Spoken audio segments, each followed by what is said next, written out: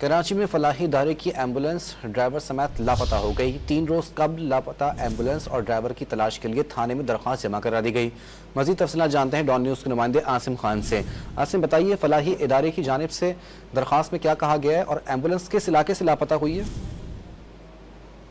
यह फलाही इदारे की एम्बुलेंस 3 दिन से ड्राइवर समेत लापता है और 2 दिन फलाही इदारे की जानिब से खुद तलाश के बाद अब सदर थाने में एक दरख्वास्त जमा कराई गई है, जिसमें ड्राइवर और गाड़ी की निशानदेही की गई है। जो हमारी बात हुई है पुलिस से, तो बताना है कि सदर एक पेट्रोल पंप से जो है गाड़ी ने आखिरी दफा पेट्रोल डलवाया, उसके बाद गाड़ी का ट्रैकर भी मुनक़ता हो गया, जबकि ड्राइवर का मोबाइल फोन भी बंद है, जिस पर जो है इसकी तलाश शुरू कर दी गई है। हमारी DIG साउथ असद से भी इस सिलसिले में बात हुई है, तो उन्होंने भी इसकी तस्दीक करते हुए उनका कहना था कि फौरी तौर पर इत्तला मिलते ही गाड़ी और ड्राइवर की तलाश के लिए अहकाम भी जारी कर दिए गए हैं और सर्चिंग भी शुरू कर दी।